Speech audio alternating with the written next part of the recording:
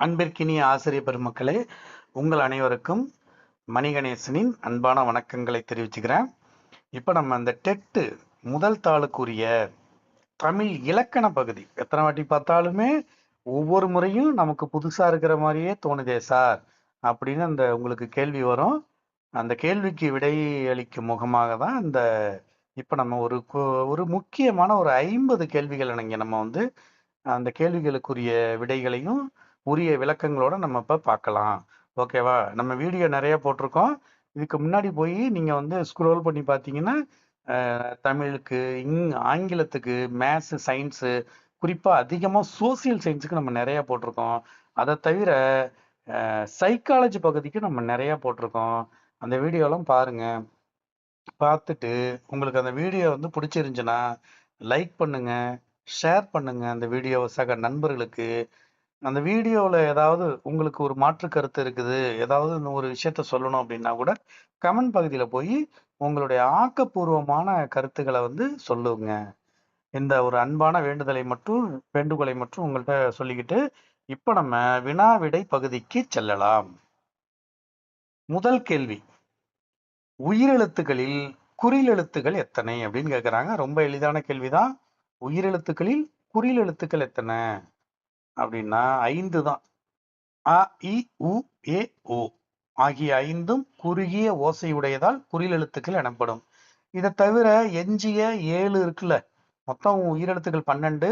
இங்க இதுல 5 குறிலெழுத்துக்கள்னு சொல்றோம். எஞ்சிய 7 உயிரெழுத்துக்கள் இருக்குல்ல, அது எல்லாம் நெடில் எழுத்துக்கள். அவ்வளவுதான். அப்ப குறிலெழுத்துக்களுக்கு மாத்திரை அளவு 1, நெடில் எழுத்துக்களுக்கு மாத்திரை அளவு 2. ஞாபகத்துல வச்சுங்க. அடுத்த 2வது கேள்விக்கு போகலாம். மெய்யெழுத்துக்கள் ஒலிக்கும் கால அளவு. இந்த மாத்திரை என்பது என்னன்னா, அது அந்த ஒரு எழுத்து ஒலிக்கக்கூடிய கால அளவுக்கு உள்ள அந்த வார்த்தையை தான் மாத்திரை அப்படின்னு சொல்லப்படுகிறது. அப்ப மெய்யெழுத்துக்கள் ஒலிக்கும் கால அளவு என்ன அப்படின்னா அரை மாத்திரை தான். மெய்யெழுத்துக்களும் அரை மாத்திரை தான், ஆயுத எழுத்துக்கும் அரை மாத்திரை அளவு தான். அரை மாத்திரை, ஒரு மாத்திரை, 2 மாத்திரை, இதுதான் தமிழ் எழுத்துக்களை ஒலிக்கக்கூடிய மாத்திரை. இதுல சில நேரங்கள்ல அந்த மாத்திரை அளவு அரை மாத்திரை அளவு ஒலிக்காம அது கால் மாத்திரையா ஒலிச்சுச்சுன்னா அதுதான், அதை வந்து என்ன சொல்லுவாங்க, அந்த மாத்திரை தான் அது வந்து குறுக்கம் அப்படின்னு சொல்லுவாங்க. சரி, இப்ப மெய்யெழுத்துக்கள் இந்த இடத்துல நீங்க தெரிந்து கொள்ள வேண்டியது மெய்யெழுத்துக்கள் ஒலிக்கும் கால அளவு அரை மாத்திரை அளவு. சரி, அடுத்து 3வது கேள்வி. சார்பெழுத்துக்கள் எத்தனை வகைப்படும்? சார்பெழுத்துக்கள்னாலே 10 தான். அதுல என்னென்ன இருக்கு அப்படின்னா பாருங்க, உயிர்மை, ஆயுதம், உயிரளபடை, ஒற்றளபடை, குற்றியலுகரம், குற்றியலிகரம், ஐகார குறுக்கம், ஔகார குறுக்கம், மகர குறுக்கம், ஆயுத குறுக்கம் என சார்பெழுத்து 10 வகைப்படும். அடுத்து வினாயன் 4. சொல்லின் முதலிலும் இடையிலும் இறுதியிலும் வரும் குறுக்கம் எது? இது இங்க வந்து 4 வகையான குறுக்கம் கொடுத்துருக்காங்க. ஐகார குறுக்கம், ஔகார குறுக்கம், மகர குறுக்கம், ஆயுத குறுக்கம்னு. இதுல சொல்லின் முதலில் மட்டும் வரக்கூடியது எதுன்னா ஔகார குறுக்கம். இங்க ஆனா கேள்வி எப்படி கேட்டிருக்காங்கன்னா, முதல்லயும் வரும், இடையிலையும் வரும், இறுதியிலையும் வரும். ஒரு சொல்லின் 3 இடங்கள் இருக்கு. முதல், இடை, இறுதி. இந்த 3 இடங்கள்லயும் வரக்கூடியது எதே ஒன்னே ஒண்ணுதான். அது ஐகார குறுக்கம் தான். ஐகாரம் தனித்து வரும்போது 2 மாத்திரை அளவுல ஒலிக்கும். அது சொல்லின் முதலில் வரும்போது 1.5 மாத்திரை அளவு, இடையிலும் இறுதியிலும் 1 மாத்திரை அளவாக அது குறுகி ஒலிப்பதனால இது ஐகார குறுக்கம் என்று அழைக்கப்படுகிறது. அடுத்த கேள்வி, 5வது கேள்வி. செய்யுளில் ஓசை குறையும் போது அதனை நிறைவு செய்ய உயிர் நெடில் எழுத்துகள் எழும் நீண்டு ஒலிப்பது. இங்க வந்து ஒரு ஹிண்ட் கொடுத்துருக்கான். உயிர் நெடில் எழுத்துக்கள். உயிர் நெடில் எழுத்துக்கள் 7ம் நீண்டு ஒலிப்பது. உயிர் நெடில் எழுத்துக்கள் பார்த்தோம்ல, ஆ, ஈ, ஊ, ஏ, ஐ, ஓ, ஔ. இந்த உயிர் நெடில் எழுத்துக்கள் எல்லாமே நீண்டு ஒலிப்பது. எந்த நீண்டு ஒலிப்பது அப்படின்னாலே அளபெடுக்கிறது அப்படின்னு அர்த்தம். அளபடைன்னு அர்த்தம். அப்ப நீண்டு ஒலிப்பது அப்படின்னு கேள்வி கேட்டிருக்காங்க. அதுல எதுல கேட்டிருக்காங்க? உயிர் நெடில் எழுத்துக்கள்னு கேட்டிருக்காங்க. அப்ப அது வந்து உயிரளபடை. செய்யுளிசை அளபடை அல்லது உயிரளபடை என்பது ஓசை குறையும் போது நெடிலெழுத்துக்கள் நீண்டு ஒலிப்பதாகும். இந்த உயிரளபடைக்கு வேறொரு பெயர் தான் செய்யுளிசை அளபடை. அடுத்து 6வது கேள்வி. பொருளின் பெயர் அதன் உறுப்புக்கு ஆகி வருவது. பொருளின் பெயர் அதன் உறுப்புக்கு ஆகி வருவது.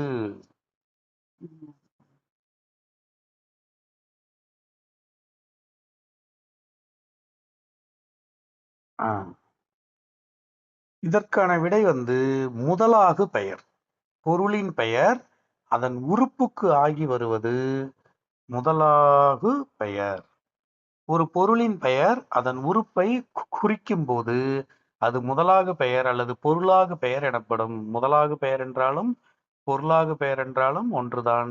எடுத்துக்காட்டாக மல்லிகை சூடினாள் அப்படின்னு வர்றது வந்து முதலாகு பெயர். அடுத்த கேள்வி 7வது கேள்வி.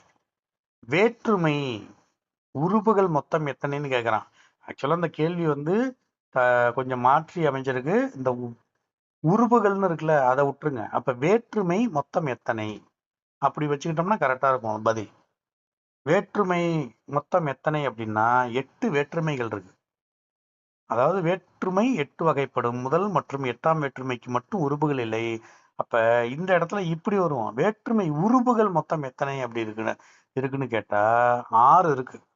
ஏன்னா முதல் வேற்றுமைக்கும் 8ஆம் வேற்றுமைக்கும் உறுப்புகள் கிடையாதுல்ல. அதனால வேற்றுமை உறுப்புகள் மொத்தம் 6, வேற்றுமைகள் மொத்தம் 8. அடுத்த கேள்வி 8வது கேள்வி. இரண்டாம் வேற்றுமை உறுப்பு எது? இரண்டாம் வேற்றுமை உறுப்பு அப்படின்னாலே ஐ தான். இரண்டாம் வேற்றுமை உறுப்பு ஐ. இது செய்யப்படு பொருள் வேற்றுமை என்றும் அழைக்கப்படும். அப்ப இரண்டாம் வேற்றுமைக்கு இன்னொரு பெயர் இருக்கு, செய்யப்படு பொருள் வேற்றுமை. அப்ப முதலாம் வேற்றுமைக்கு என்ன சார் பெயர் இருக்கு அப்படின்னா அது எழுவாய் வேற்றுமை. அப்ப 8ஆம் வேற்றுமைக்கு என்ன பெயர் இருக்கு அப்படின்னா அது விழி வேற்றுமை. ஓகேவா? அப்ப இரண்டாம் வேற்றுமை உறுப்பு எதுன்னா ஐ. இதனுடைய இன்னொரு பெயர் வந்து செய்யப்படு பொருள் வேற்றுமை. அடுத்து 9வது கேள்வி. நான்காம் வேற்றுமை உறுப்புடன் ஆக என்னும் சொல் இணைந்து வருவது எவ்வாறு அழைக்கப்படும்? நான்காம் வேற்றுமை உறுப்பு அப்படின்னால என்னது? கு. இந்த வேற்றுமை உறுப்பை ஞாபகத்துல வச்சுக்கிறதுக்கு இப்படி வச்சுக்கணும். ஐயால் கு இன்னது கண். ஐயால் கு இன்னது கண். இதுதான் வேற்றுமை உறுப்புக்குரிய அந்த இது. ஐ ஆல் கு இன் அது கண். 6 வேற்றுமை உறுப்பு. 2லிருந்து 7 வரைக்கும். முதலாம் வேற்றுமைக்கும் 8ஆம் வேற்றுமைக்கும் தனியான வேற்றுமை உறுப்பு கிடையாது. அதனால ஐயால் கு இன்னது கண். இதை ஞாபகத்துல வச்சுக்கணும். அதுல 4ஆம் வேற்றுமை கு அதோட ஆக அப்படின்னு வந்துச்சுன்னா அது வந்து இணைந்து வருவது எவ்வாறு அழைக்கப்படுங்கிறான். அது வந்து சொல் உறுப்பு. அப்ப ஆகங்கிறது என்னன்னா சொல் உறுப்பு. வேற்றுமை உறுப்புகளுக்கு பதிலாக அல்லது அவற்றுடன் இணைந்து வரும் முழுமையான சொற்கள் சொல்லுறுப்புகள் எனப்படும். சொல்லுறுப்பு. அடுத்து 10வது கேள்வி. பகுபத உறுப்புகள் எத்தனை வகைப்படும்? பகுபத உறுப்புகள் அப்படின்னாலே அது 6 வகைப்படும் தான். பகுதி, விகுதி, இடைநிலை, சந்தி, சாரியை, விகாரம் என பகுபத உறுப்புகள் 6 வகைப்படும். அடுத்த கேள்வி 11வது கேள்வி. வினைமுற்று, பெயரச்சம், வினையச்சம் ஆகியவற்றில் காலத்தை காட்டுவது எது? காலத்தை இந்த பகுபத உறுப்புகள்ல வந்து காலத்தை காட்டக்கூடிய ஒரு பகுபத உறுப்பு எதுன்னு கேட்டா அது இடைநிலை தான். பகுபத உறுப்புகளில் பகுதிக்கும் விகுதிக்கும் இடையில் வந்து காலத்தை காட்டுவது இடைநிலை ஆகும்.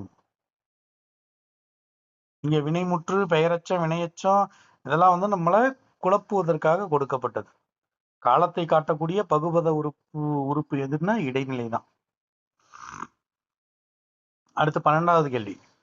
தமிழில் உள்ள ஓரெழுத்து ஒரு மொழியின் எண்ணிக்கை யாது? தமிழில் உள்ள ஓரெழுத்து ஒரு மொழிகளின் எண்ணிக்கை 42. இது நன்னூல்ல குறிப்பிடப்பட்டிருக்கு. நன்னூலார். அப்ப இந்த நன்னூலை எழுதியவர் பவணந்தி முனிவர். நன்னூல் படி தமிழில் மொத்தம் 42 ஓரெழுத்து ஒரு மொழிகள் உள்ளன. இதுல 40 நெடிலெழுத்துக்களும் 2 குறில் எழுத்துக்களும் உள்ளன. அடுத்து 13வது கேள்வி. எழுவாய் செய்ய வேண்டிய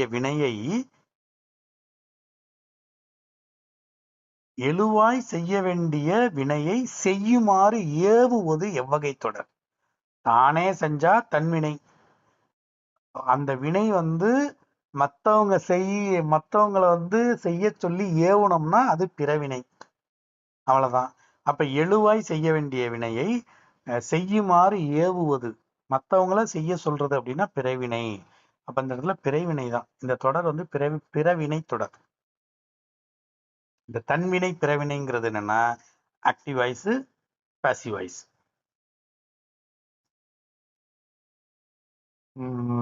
ஆக்டிவ் வாய்ஸ், பாசிவ் வாய்ஸ் இல்ல, அது செய்வினை, செயப்பாட்டு வினை. ஓகே. இந்த இடத்துல தன்வினை பிறவினை. சரி, பார்ப்போம். நம்ம அது குறித்து வேற இடத்துல கொஞ்சம் டீட்டெயில்டா பார்ப்போம். இப்ப டக்குன்னு ஞாபகத்துல வரல. எழுவாய் செய்ய வேண்டிய வினையை செய்யுமாறு. தானே செஞ்சோம்னா, செய்தேன் அப்படின்னு சொன்னா தன்வினை. செய்ய சொன்னேன், செய்தான் அப்படின்னு வந்துச்சுன்னா அவன் செய்யறான் அந்த வேலையை, அப்ப பிறவினை. அவ்வளவுதான். அடுத்து கேள்வி 14வது வினா. வேற்றுமை உருபுகள் மறைந்து வருவது எது? வேற்றுமை உருபுகள் வெளிப்படையா வந்துச்சுன்னா அது வேற்றுமை தொடர். அதே நேரத்துல வேற்றுமை உருபு மறைஞ்சு வந்துச்சுன்னா, தொக்கி வந்துச்சுன்னா, வெளிப்படையா தெரியாம இருந்துச்சுன்னா அது தொகைன்னு பேரு. அப்ப கேள்வியில் என்ன இருக்கு? வேற்றுமைன்னு வந்திருக்கு. அப்ப இங்க வெளிப்படையா இருந்துச்சுன்னா தொடரு, அப்ப மறைஞ்சிருக்குதுன்னு சொல்றான், அப்ப தொகை. அப்ப விடை வேற்றுமை தொகை. வேற்றுமை உருபுகள் மறைந்து வருவது வேற்றுமை தொகை. இரு சொற்களுக்கு இடையே வேற்றுமை உருபு மறைந்து நின்று பொருள் தருவது வேற்றுமை தொகை எனப்படும். அடுத்து 15வது கேள்வி. காலம் காட்டும் இடைநிலையும் பெயரச்ச விகுதியும் மறைந்து வரும் பெயரச்சம் எது? காலம் கறந்த பெயரச்சம் அப்படின்னு இதை சொல்லுவாங்க. அதாவது காலம் காட்டும் இடைநிலை இருக்கும், பெயரச்ச விகுதி இருக்கும். இந்த ரெண்டும் எப்படி இருக்கும்னா மறைஞ்சு வரும். அப்படி மறைஞ்சு வந்துச்சுன்னா அப்படி வரக்கூடிய அந்த பெயரச்சத்தை எந்த விதமான பெயரச்சம் இதுன்னு சொல்லுவோம். அப்படி வரக்கூடிய பெயரச்சம் எது அப்படின்னு கேக்குறாங்க. அது வினைத்தொகை தான். இதை காலம் கறந்த பெயரச்சமே வினைத்தொகை ஆகும் என்று நன்னூல் கூறுகிறது. காலம் கறந்தன்னா மறைஞ்சிருக்கும். எடுத்துக்காட்டு சுடுசோறு. இது எப்படி சொல்லலாம்னா 3 வகையிலையும் சொல்லலாம். சுடுசோறுங்கிறத எப்படி சொல்லலாம்? சுடுகின்ற சோறு, சுட்ட சோறு, சுடும் சோறு. 3 காலத்துக்கும் வினைச்சு சொல்றோம்ல, அதான் வினைத்தொகை. நிறைய வரும். ஆடுமயில் அப்படின்னு சொல்லுவோம். ஆடுமயில், ஆடுகின்ற மயில், ஆடிய மயில், ஆடும் மயில். இது எல்லாம் இந்த கின்ற, இந்த ஆடிய இதெல்லாம் என்ன இருக்கு? மறைஞ்சிருக்கு. அதனால அதை மறைஞ்சிருந்தாலே இதுதான் தொகை தான். அப்ப அந்த வினையோட மறைஞ்சிருக்கிறதுனால வினைத்தொகை அது. அதனாலதான் அதை காலம் கறந்த பெயரச்சம் அப்படின்னு சொல்லுவாங்க. சரி, அடுத்து 16வது கேள்விக்கு போயிடுவாங்க. சிறப்பு பெயர் முன்னும் பொது பெயர் பின்னும் நிற்க இடையில் ஆகிய என்னும் பண்பு உருபு மறைந்து வருவது எது? பண்பு உருபு மறைந்து வந்துச்சு. பண்பு உருபு அப்படின்னு சொன்னாலே அது பண்பு தொகை தான். அப்ப இங்க என்ன கொடுக்குறான்னா, இங்க உண்மை தொகைன்னு ஒண்ணு இருக்கு, ஊமை தொகைன்னு இருக்கு. ரெண்டையும் விட்டுருங்க. அப்ப நேரடியாக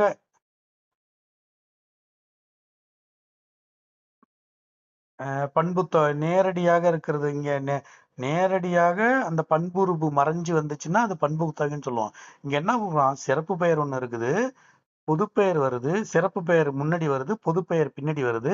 இதுக்கு இடையில ஆகியங்கிற அந்த பண்பு உருவு மறைஞ்சு இருக்கிறதுனால இது என்னன்னா 2 பண்பு பெயர் இருக்குது. அதனால இதை என்ன சொல்லுவாங்கன்னா இரு பெயரொட்டு பண்பு தொகை. அதுலயே இருக்குது. இரு பெயரொட்டு பண்பு தொகை. எடுத்துக்காட்டு கொடுக்குறாங்க பாருங்க. மார்கழி, திங்கள்.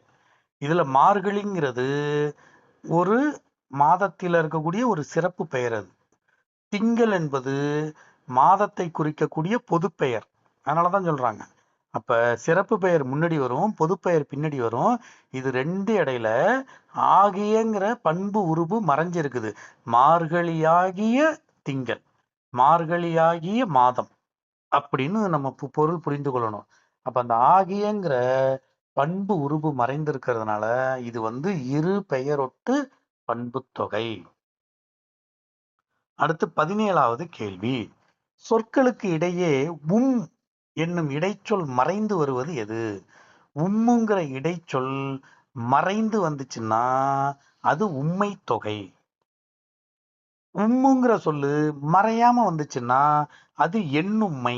இவ்வளவுதான் வித்தியாசம். எண்ணும்மைக்கும் உம்மை தொகைக்கும் என்ன என்ன வேறுபாடு அப்படின்னு கேட்டாங்கன்னா, உம்முங்கிற அந்த இடைச்சொல் வெளிப்படையா இருந்துச்சுன்னா இரவும் பகலும், அவனும் அவளும், நானும் நீயும், இப்படி வந்துச்சுன்னா அதுல உம்மு வெளிப்படையாவே இருக்குது. அதனால அது எண்ணும்மை.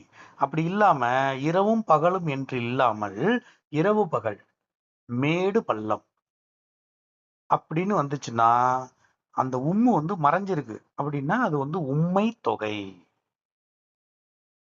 அடுத்து 18வது கேள்வி.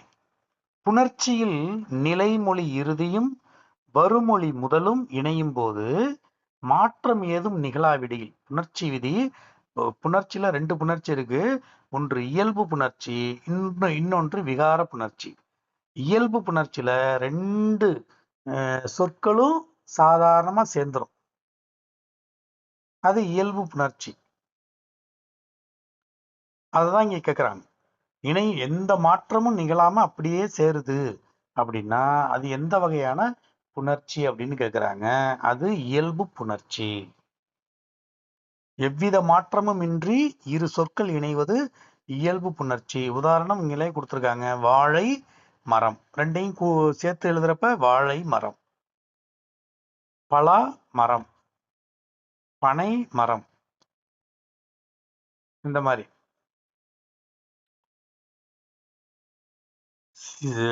சிவப்பு ரோஜா. அப்படியே நம்ம எதுவுமே ஆகல. 2 சொல்லு இருக்கு. 2 சொல்லையும் அப்படியே சேர்த்து எழுதிடுறோம். அதுல எந்த மாற்றமும் நடக்கல. அப்படி நடக்காம இருந்துச்சுன்னா அந்த புணர்ச்சியை இயல்பு புணர்ச்சி என்று இலக்கணத்துல குறிப்பிடுவார்கள். அடுத்து 19வது கேள்வி.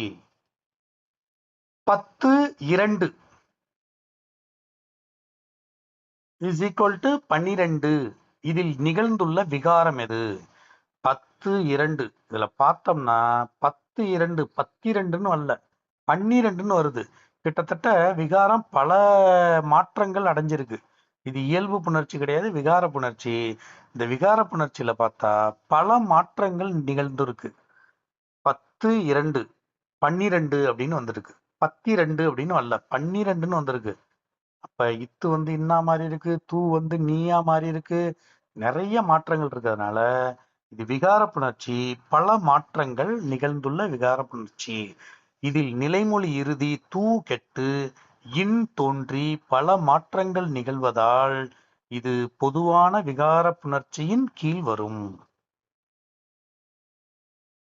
அடுத்து 20வது கேள்வி.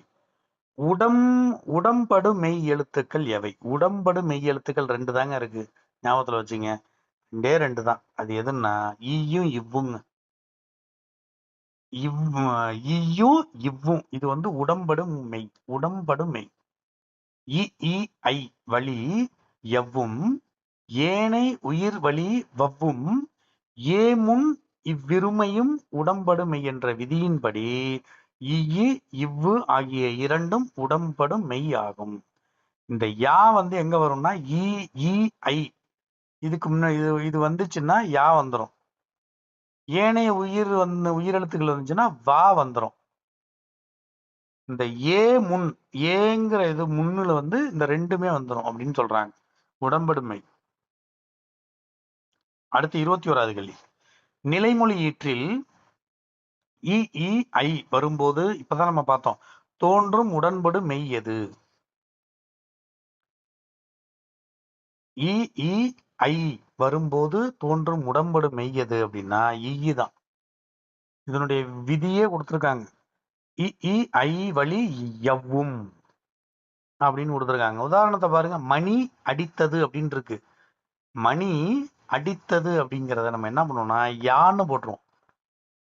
அந்த நீல இருக்கிற உயிரெழுத்து ஈக்கு அடுத்து வரக்கூடிய உயிரெழுத்து ஆ வர்றதுனால அது யான்னு மாறிடும். மணி அடித்தது. அடுத்து 22வது கேள்வி. குற்றியலுகர புணர்ச்சியில் உயிர்வரின் உக்குரல் மெய்விட்டோடும் என்னும் விதிப்படி நிலைமொழி இறுதியில் உள்ள எது நீங்கும்? உயிர்வரின் உக்குரல். உக்குரல் இதைதான் புரிஞ்சுக்கணும் நம்ம. ஊங்கிற எழுத்து மெய்விட்டோடும். குற்றியலுகர புணர்ச்சியில உயிரெழுத்து வரும்போது உக்குரல் மெய்விட்டோடும். இந்த ஊங்கிற எழுத்து மெய்விட்டோடும். இந்த உக்குரல்ங்கிறது உகரம். அப்ப நிலைமொழி இறுதியில் உள்ள எது நீங்கும் அப்படின்னா உகரம்ங்கிற எழுத்து நீங்கிறோம். உயிரெழுத்து வறுமொழியில் வரும்போது நிலைமொழி இறுதியில் குற்றியலுகரம் தன் மெய்யை விட்டு நீங்கிவிடும். அடுத்து 23வது கேள்வி. யாப்பிலக்கணத்தின்படி எழுத்துகள் எத்தனை வகைப்படும்? யாப்பிலக்கணத்தின்படி எழுத்துகள் 3 வகைப்படும். குறில் நெடில் ஒற்று என யாப்பிலக்கணத்தில் எழுத்துகள் 3 வகைப்படும். அடுத்த கேள்வி. அசை எத்தனை வகைப்படும்? அசை 2 தான். நேரசை, நிறையசை. அடுத்து 25. 2 அல்லது அதற்கு மேற்பட்ட சீர்கள் சேர்ந்து அமைவது அசை. அசையிலிருந்து சீரு, சீர்லேருந்து வர்றது அடி. அப்ப சீர்கள் 2 அல்லது அதற்கு மேற்பட்ட சீர்கள் சேர்ந்து அமைவதற்கு என்ன பேர் அப்படின்னா அடி எனப்படும். இது யாப்பின் ஒரு உறுப்பாகும். அடுத்து 26வது கேள்வி. செய்யுளின் முதல் எழுத்து ஒன்றி வர தொடுப்பது எது? முதல் எழுத்து ஒன்றி வர தொடுப்பது மோனை. அடியிலோ சீரிலோ முதல் எழுத்து ஒன்றி வருவது மோனை தொடை எனப்படும். இந்த முதல் எழுத்து ஒத்த மாதிரி கான்சோனன்ட் லெட்டரா இங்கிலீஷ்ல வரும். அதுக்கு பேரு அல்லிட்ரேஷன். 27. வெண்பாவிற்குரிய ஓசை எது? வெண்பாவிற்குரிய ஓசை செப்பலோசை. அப்ப ஆசிரியப்பா அப்படின்னு வந்துச்சுன்னா அது அகவலோசை. களிப்பா அப்படின்னு வந்தா அது துள்ளலோசை. வஞ்சிப்பா தூங்கலோசை. 4 ஓசைக்கும் சொல்லியாச்சு. செப்பலோசை. இந்த செப்பலோசை என்னன்னா ஒருவர் மற்றவரிடம் சொல்லும் பாங்கில், செப்புறது அப்படின்னாலே பேசுறதுன்னு அர்த்தம். அதனாலதான் அதை அந்த ஓசை, வெண்பாவிற்குரிய ஓசை செப்பலோசை என்று கூறுவார்கள். அடுத்து 28வது கேள்வி. இரு பொருள்களுக்கு இடையே உள்ள ஒற்றுமையை கூறி பிறகு அவற்றுள் ஒன்றை வேறுபடுத்தி காட்டுவது எது? வேறுபடுத்தி காட்டுவது நான் முன்னாடியே சொல்லியிருக்கேன், கேள்வியிலிருந்து பதிலை நோக்கி. அப்ப பதில்ல 4 அணி கொடுத்துருக்கான். இதுல அணி தான் கேட்டிருக்கான். எந்த அணின்னு கேட்கிறான். அப்ப 2 பொருள்களுக்கு இடையே உள்ள ஒற்றுமையை சொல்லிட்டு அதுல ஒரு பொருளை மட்டும் வேறுபடுத்தி காட்டுவது வேற்றுமை அணி. ஒற்றுமையை கூறி வேற்றுமைப்படுத்துவதால் இது வேற்றுமை அணி எனப்படும். எடுத்துக்காட்டு, தீயினால் சுட்டப்புண் உள்ளாரும் ஆறாதே நாவினால் சுட்டவடு. அந்த திருக்குறளை கொடுத்து இந்த திருக்குறள்ல வந்திருக்கக்கூடிய அணி எதுன்னு கேட்டாலும் வேற்றுமை அணின்னு நம்ம எழுத தெரியணும். அடுத்த 29வது கேள்வி. இயல்பாக நடக்கும் ஒரு நிகழ்வின் மீது கவிஞர் தன் குறிப்பை ஏற்றி கூறுவது. அங்க சாதாரணமா ஒரு விஷயம் நடக்கும். அதுல இது இது இது இதனாலதான் நடக்குது இது அப்படின்னு சொல்லி தன்னுடைய கவிஞர் என்ன பண்றாருன்னா தன் குறிப்பை ஏற்றி கூறுவது எது அப்படின்னு கேட்கிறாரு. இதுலயே கொடுக்குறது தன் குறிப்பை ஏற்றி கூறுவது. இந்த கேள்வியிலிருந்து பதிலை நோக்கிங்கிறத சொல்லியிருக்கேன்ல. அப்ப அந்த அணி என்ன ஆகுதுன்னா தற்குறிப்பேற்ற அணி. இயல்பான நிகழ்வின் மேல் கவிஞன் தனது கற்பனையை அல்லது குறிப்பை ஏற்றுவது தற்குறிப்பேற்ற அணி. நல்லா கொடுத்துருப்பாங்க. சிலப்பதிகாரத்துல ஒரு இது வரும், ஒரு பாட்டு வரி வரும். அந்த மதுரையை நோக்கி கோவலனும் கண்ணகியும் போகும்போது அந்த மதுரையில இருக்கக்கூடிய கோட்டையில இருக்கக்கூடிய அங்க மீன் கொடி வந்து காற்றில் அசைவதை இந்த கவிஞர் என்ன சொல்றாருன்னா, கவிஞர் தானே அந்த சிலப்பதிகாரத்தை எழுதுறாரு. அது ஆரம்பம் முதல் கடைசி வரைக்கும் யாரு, இளங்கோவடிகள். கடைசி வரைக்கும் அவருக்கு என்னன்னு தெரியும்.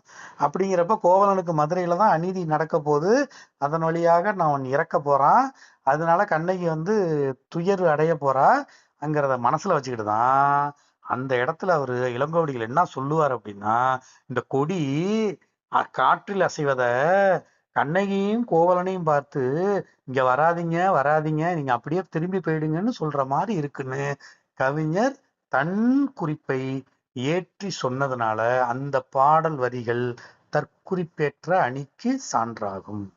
நிறைய அது மாதிரி இருக்கும். ஓகேவா? அடுத்து கேள்வி 30வது கேள்வி.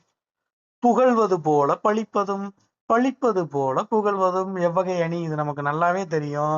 வஞ்ச புகழ்ச்சி அணி. வஞ்ச புகழ்ச்சி அணி. வஞ்சமாக புகழ்வதும் அல்லது பழிப்பதே வஞ்ச புகழ்ச்சி அணி. அடுத்து 31வது கேள்வி. திணை எத்தனை வகைப்படும்? திணை வந்து 2 வகைப்படும். ஒன்னு உயர்திணை, இன்னொன்று அகிரிணை. அவ்வளவுதான். 32வது கேள்வி. பால் எத்தனை வகைப்படும்? பால்ங்கிறது உயர்திணைக்கு 3 பால்கள். உயர்திணைங்கிறது மனிதர்களை குறிக்கிறது.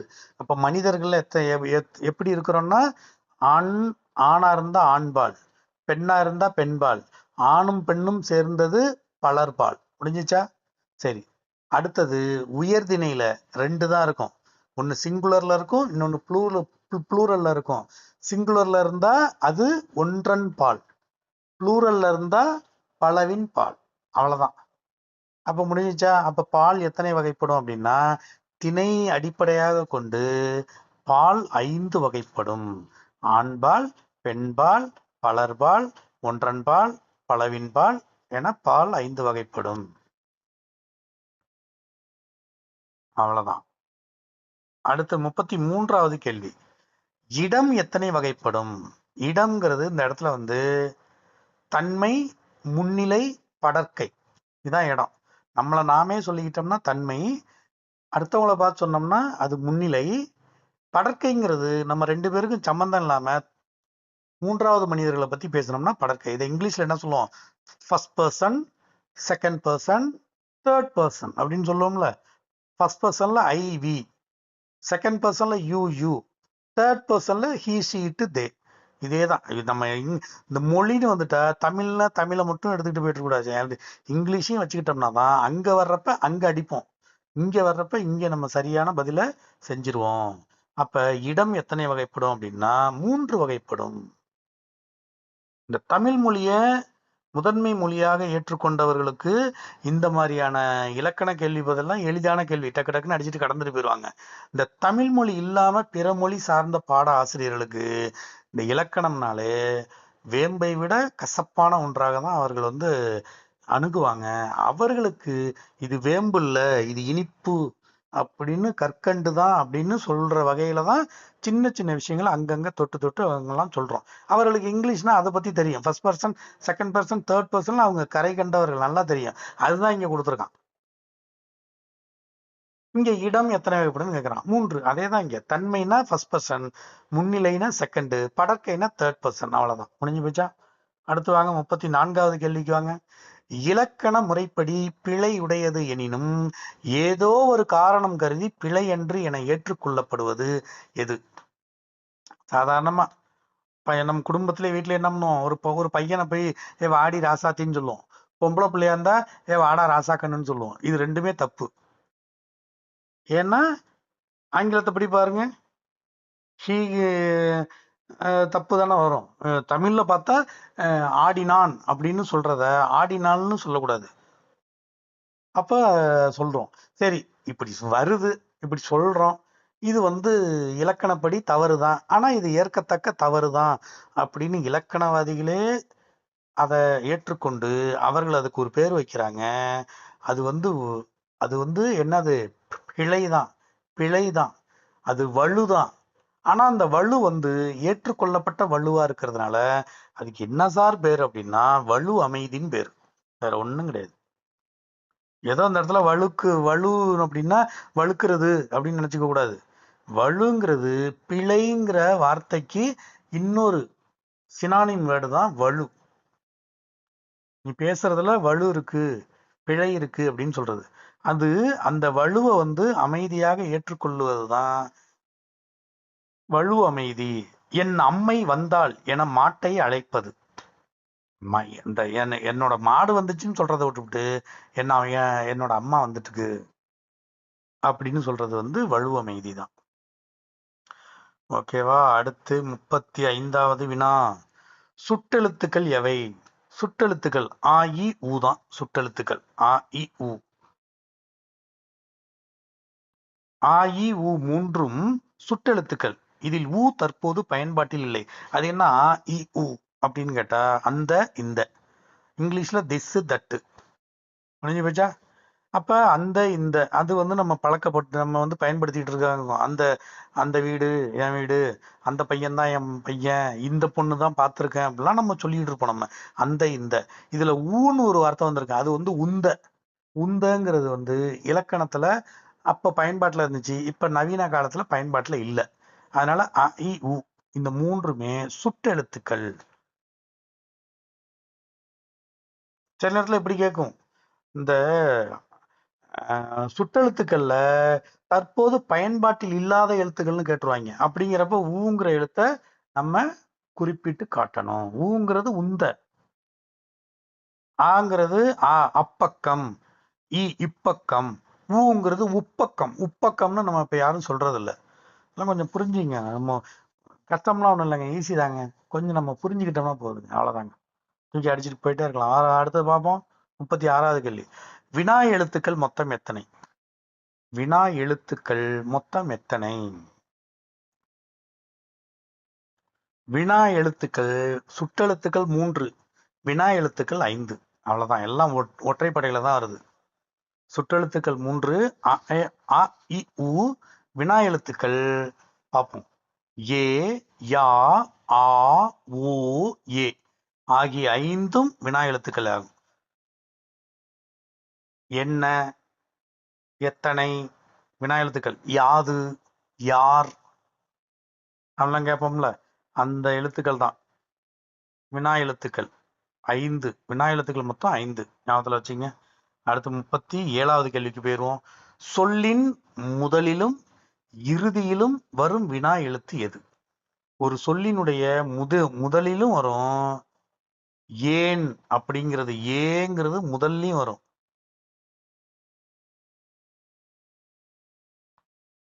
ஏ என்பது முதலிலும் வரும், இறுதியிலும் வரும். அவனே, அந்த குற்றத்தை செய்தவன் அவனே. அப்ப இந்த கேள்வி ஞாபகத்துல வச்சுங்க. சொல்லின் முதலிலும் இறுதியிலும் வரும் வினா எழுத்து ஏ ஆகும். அந்த 5 வினா எழுத்துல மீதி எல்லாம் சொல்லின் முதல்ல தான் வரும். இது இந்த ஏங்கிற எழுத்து மட்டும் இறுதியிலும் வருது. அதனாலதான் இதை வந்து சிறப்பாக இங்க ஒரு கேள்வியாக கொடுத்திருக்கிறாங்க. அடுத்து 38வது கேள்வி. சார்பெழுத்துக்களில் தனக்கென தனி ஒலிப்பு முறை இல்லாத எழுத்து எது? தனக்குன்னு தனி ஒலிப்பு முறை இல்லாத எழுத்து. இதை வந்து தனிநிலை எழுத்துன்னு சொல்லுவோம், முப்புள்ளி எழுத்துன்னு சொல்லுவோம், ஆயுத எழுத்து தான்.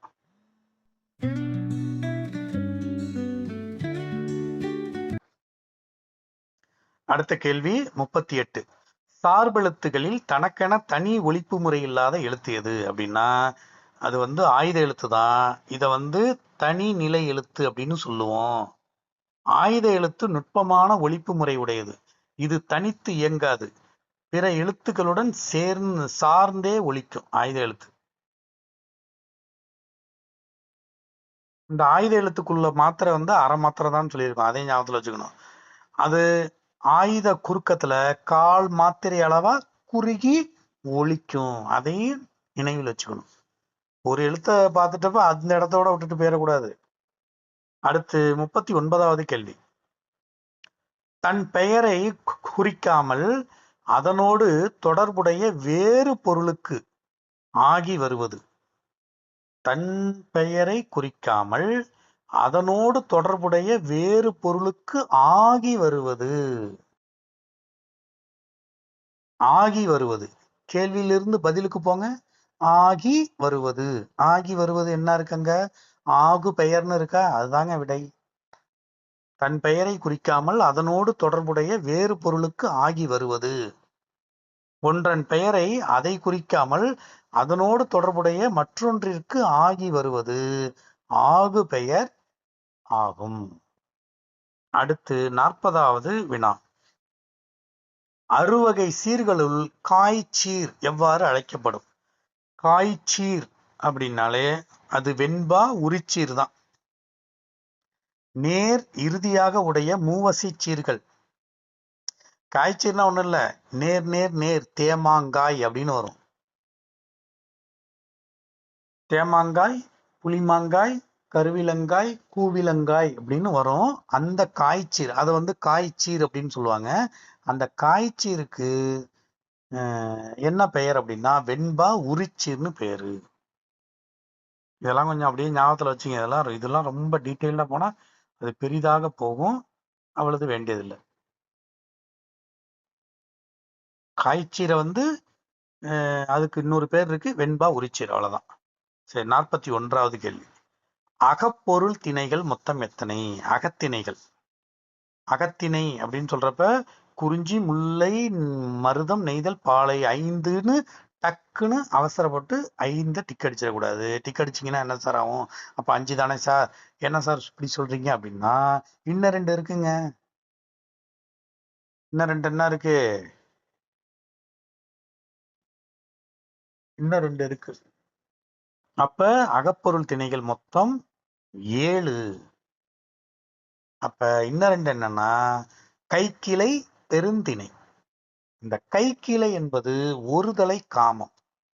ஒன் சைடு லவ் பண்றோம்ல, அதையும் குறிப்பிட்டிருக்காங்க சங்க இலக்கியத்துல. அதுக்கு பேரு கைக்கிளை.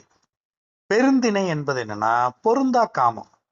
வயசுக்கு இதா இருக்கும், கிழவனா இருப்பான், அவனுக்கு குமரிய கல்யாணம் பண்ணி வைப்பாங்க. இது பொருந்தா காமம். இதை எப்படி சொல்றாங்க? பெருந்திணை அப்படின்னு சொல்றாங்க. ஞாபகத்துல வச்சிருங்க. ஓகேவா? அப்ப திணைகள் 5 வகைப்படும் தான். அது நிலத்தின் அடிப்படையில் திணைகள் 5 வகைப்படும். ஓகே, நிலத்தின் அடிப்படையில் திணைகள் 5 வகைப்படும். குறிஞ்சி, முல்லை, மருதம், நெய்தல், பாலை அப்படின்னு வகைப்படும். ஓகே, அது சரிதான்.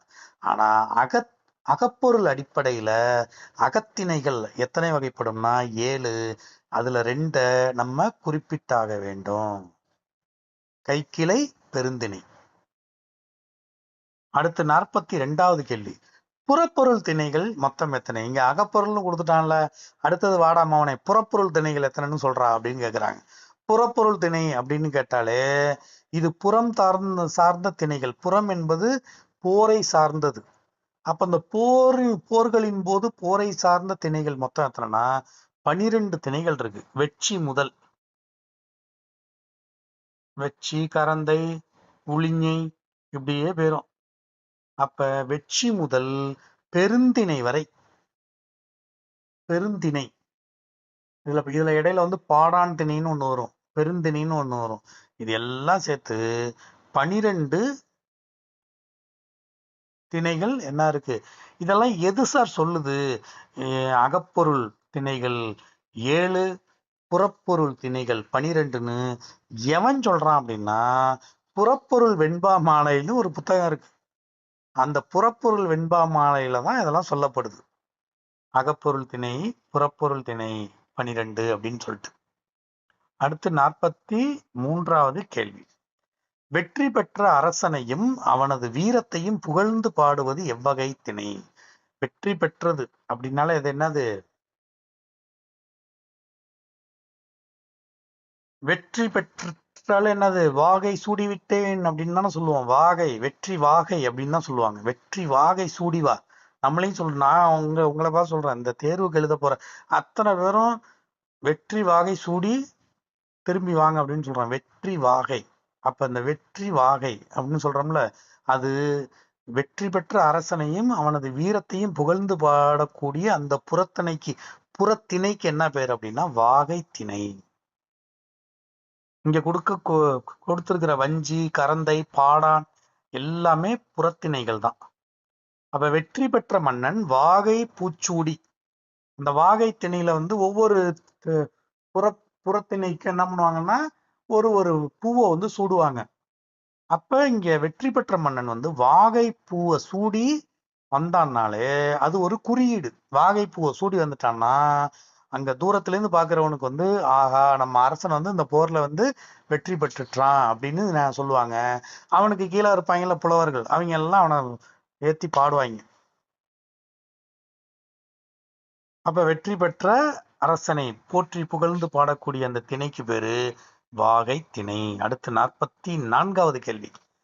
பெயர் சொல்லின் பொருளை வேறுபடுத்துவது எது? பெயர் சொல்லின் பொருளை வேறுபடுத்துவது வேற்றுமை.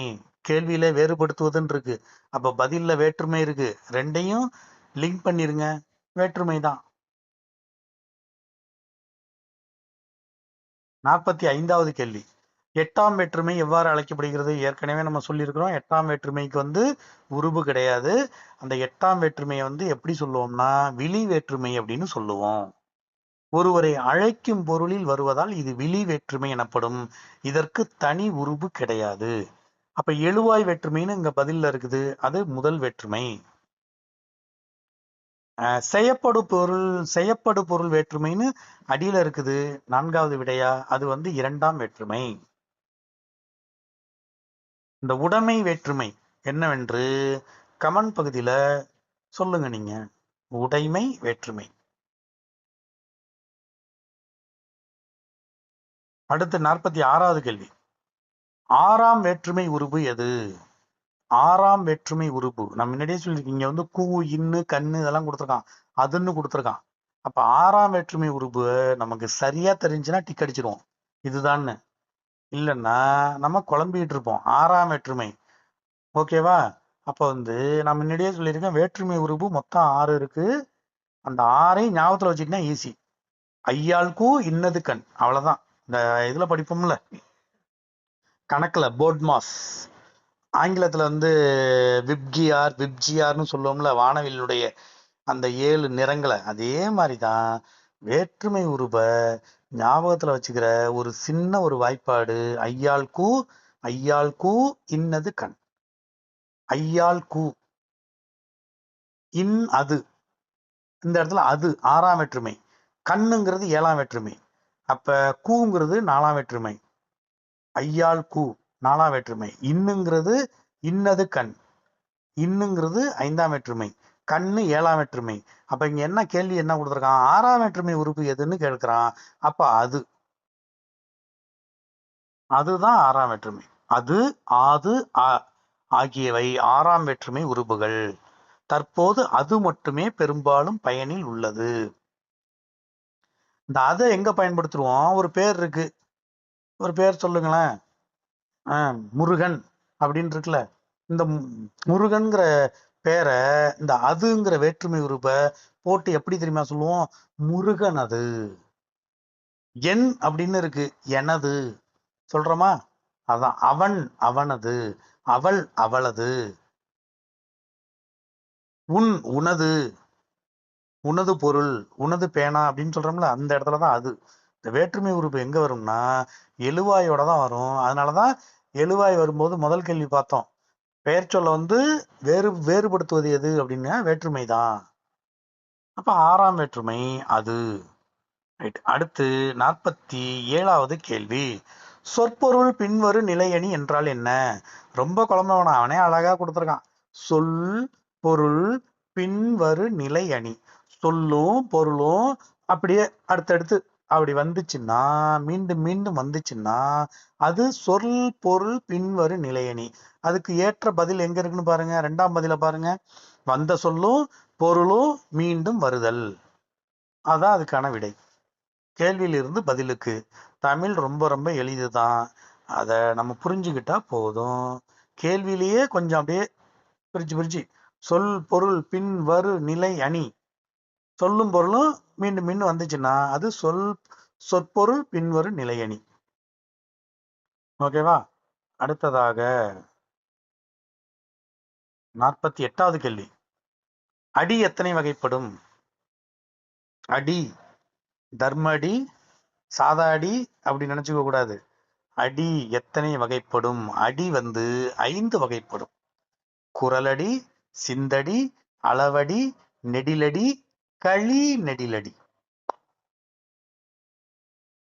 குறளடி, சிந்தடி, அளவடி, நெடிலடி, களி நெடிலடி என அடி 5 வகைப்படும். ஏற்கனவே பார்த்தோம். அசை 2 வகைப்படும். நேரசை, நிறையசை. அசையிலேருந்து வர்றதுதான் சீர். சீர்லேருந்து வர்றதுதான் அடி. ஓகே, அடுத்து 49வது கேள்வி. மாத்திரை என்பது எதனை குறிக்கும்? ரொம்ப எளிதான கேள்வி. மாத்திரை என்பது கால அளவை குறிக்கும். எழுத்துக்கள் ஒலிக்கும் கால அளவை தமிழ் இலக்கணத்தில் மாத்திரை என்கிறோம். ஒரு மாத்திரையோட அளவு என்பது எப்படி இருக்கும் அப்படின்னு கேக்குறா, ஒரு நம்மளுடைய கண் இமை மூடி திறக்கக்கூடிய அந்த நேரம், அப்படி இல்லைன்னா ஒரு சொடுக்கு போடக்கூடிய நேரம், அவ்வளவுதான். ஒரு சொடுக்கு, கை விரல் சொடுக்கு போடக்கூடிய நேரமும் இல்லைன்னா கண்ணிமை மூடி திறக்கக்கூடிய அந்த நேரம் தான் ஒரு மாத்திரை அப்படின்னு சொல்றோம். அதுதான் கால அளவு. அடுத்து இந்த மாதிரி தேர்வினுடைய இறுதி நிலைக்கு வந்துட்டோம். கடைசி கேள்வி. அன்பும் அறனும் உடைத்தாயின் இல்வாழ்க்கை பண்பும் பயனும் அது. அருமையான திருக்குறள். ஒவ்வொரு திருமண பத்திரிகையிலையும் ஊங்கிற எழுத்துக்கு அடியில இருக்கக்கூடிய ஒரு திருக்குறளா இருக்கும் அது. அன்பும் அறனும் உடைத்தாயின் இல்வாழ்க்கை பண்பும் பயனும் அது. இக்குறளில் பயின்று வரும் அணி எது அப்படின்னு கேக்குறாங்க. இதுல எப்படி இருக்குன்னா அப்படியே அடுக்கி இருக்கு. அன்பும் பண்பும், அறனும் பயனும் அப்படியே எப்படி இருக்குன்னா ஒரு நிரல் நிறை அடுக்கி வந்திருக்கு. ஒரு நிரல் போல அடுக்கி வச்சிருக்காங்க. அதனால இது என்னது? நிரல் நிறை அணி. அன்பு அரண் என்ற சொற்களை வரிசையாக நிறுத்தி பண்பு பயன் என்று அவற்றுடன் தொடர்புடையவற்றை நேராக நிறுத்தியுள்ளதால் இது நிரல் நிறை அணி எனப்படும். அவ்வளவுதாங்க. தமிழ்ல குறிப்பா இந்த தமிழ்ல இருக்கக்கூடிய இந்த 50 கேள்விகளும் பேப்பர் 1க்கு தான் சொல்ல முடியல, பேப்பர் 2க்கு தான் சொல்ல முடியல. எந்த பேப்பர் எழுதினாலும் சரி, 2 பேப்பர் எழுதுறவங்களும் சரி, ஒத்த பேப்பர் எழுதுறவங்களும் சரிதான். இருவருக்குமே ஏற்ற ஒரு மாதிரி வினாவிடை தொகுப்பாக தான் இந்த மார்க் டெஸ்ட் அமைஞ்சிருக்கு. இதுல வழக்கம் போல நம்ம எப்பயும் பெற மாதிரி ஸ்கோர் 50க்கு 50 பெற்றுட்டோம். 100% வெற்றி அடைஞ்சிருக்கிறோம். இந்த வெற்றியோட, இந்த மகிழ்ச்சியோட எதிர்வரும் அடுத்த வாரம் இந்நேரம் நம்ம தேர்வை எழுதிக்கிட்டு இருப்போம். 1 மணி வரைக்கும் இருக்குல்ல டைம். இப்போ 11:48 தானே ஆகுது. அப்போ அந்த தேர்வை எழுதிக்கிட்டு இருப்போம். அப்போ அந்த தேர்வுல கண்டிப்பாக இதே வெற்றி அடைந்து வெற்றி திருமகள்களாக வெற்றி வாகை சூடி வருவீர்கள் என்று வாழ்த்து தெரிவித்து விடைபெற்றுக் கொள்வது உங்கள் மணிகணேசன். நன்றி.